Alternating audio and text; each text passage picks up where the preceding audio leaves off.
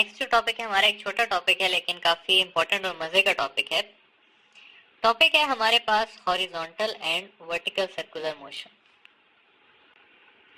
अच्छा, horizontal circle क्या है जी? कि मैं कंसिडर करता हूं कि मैंने एक स्ट्रिंग के साथ, ठीक है, एक बॉल को अटैच किया हुआ है और मैं इसे हॉरिजॉन्टली एक सर्कल में घुमा रहा हूं ऐसे करके।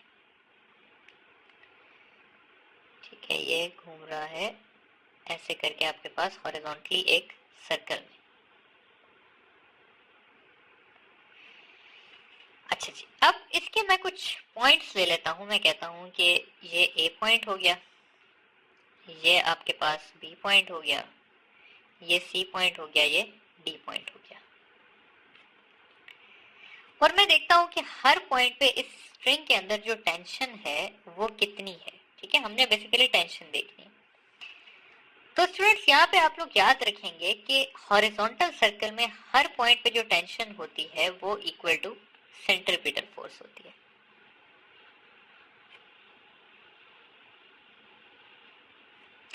और हर पॉइंट पे जो टेंशन है वो सेम रहती है। ठीक है, किसी पॉइंट पे कम या ज्यादा नहीं होती। इसमें जो हमारे पास वेट है, वेट ऑफ अ बॉडी जो है उसकी कोई इंपॉर्टेंस नहीं है, क्योंकि वो हमेशा डाउनवर्ड हर पॉइंट पे एक्ट कर रहा है। इधर भी डाउनवर्ड एक्ट कर रहा है, इधर भी डाउनवर्ड एक्ट कर रहा है, इधर भी, और इस तरफ भी नीचे की तरफ ही एक्ट कर रहा है। उसका कोई रोल नहीं है इस हॉरिजॉन्टल सर्कुलर मोशन। ठीक है, वर्टिकल में उसका रोल आता है, वो हम आगे पढ़ेंगे। हॉरिजॉन्टल सर्कुलर मोशन में आपसे ज्यादा से ज्यादा यही पूछा जा सकता है कि मेरे पास दो स्ट्रिंग्स हैं, या इस तरह कहते हैं कि by keeping velocity constant, length of a string is reduced to half। तो स्ट्रिंग जो है वो ब्रेक होने के चांसेस उसके इंक्रीज होंगे या डिक्रीज होंगे। ये आपके पास सवाल है कि एक लेंथ को मैंने हाफ कर दिया है तो स्ट्रिंग के चांसेस जो है वो हाफ होंगे या डबल होंगे। तो टेंशन जो है वो डायरेक्टली प्रोपोर्शनल है रेडियस के, इनवर्सली प्रोपोर्शनल है, सॉरी, रेडियस के। तो अगर आपका रेडियस कम होगा तो आपकी टेंशन जो है वो क्या होगी? ज्यादा होगी। और अगर टेंशन ज्यादा होगी तो ब्रेक होने के चांसेस जो हैं वो भी क्या होंगे? ज्यादा होंगे। तो इसलिए स्मॉल स्ट्रिंग के ऊपर टेंशन ज्यादा एक्ट करती है और उसके ब्रेक होने के चांसेस भी क्या होते हैं? ज्यादा होते हैं। ठीक है, तो इसका ये आंसर है। इसके बाद नेक्स्ट हम जाते हैं जी, और जाके हम देखते हैं अपने पास वर्टिकल मोशन को। यानी कि अब जो है वो इस तरह से रोटेट हो रहा है। ठीक है, इसको साइड पे बना देते हैं। इस तरह से ये रोटेट हो रहा है। इसके भी 4 पॉइंट्स ले लेते हैं। यहां से स्ट्रिंग गई हुई है चारों पॉइंट्स पे।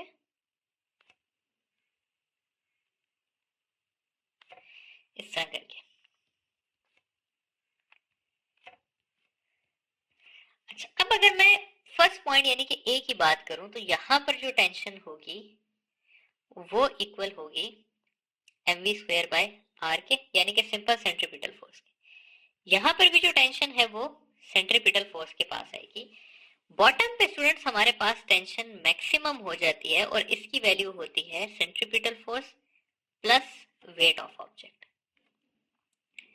या मैं इसको ऐसे भी लिख सकता हूं कि mv square by r plus mg। और इस पॉइंट पे जो है वो टेंशन हमारे पास मिनिमम हो जाती है और वो इक्वल हो जाती है सेंट्रीपिटल फोर्स माइनस वेट के, या इसको मैं ऐसे भी लिख सकता हूं कि mv square by r minus mg के। ठीक है, तो ये कुछ बातें हैं जो आपको पता होनी चाहिए कि किस पॉइंट पे टेंशन मैक्सिमम होती है, किस पे मिनिमम होती है। फर्दर अगर वेलोसिटी की बात करें तो इस पॉइंट पे जो वेलोसिटी है वो इक्वल होती है 5 जी आर के, और वो वेलोसिटी होती है मैक्सिमम वेलोसिटी। इन दोनों पॉइंट्स की बात करें तो यहां पर वेलोसिटी होती है 3 GR, इधर भी और इधर भी।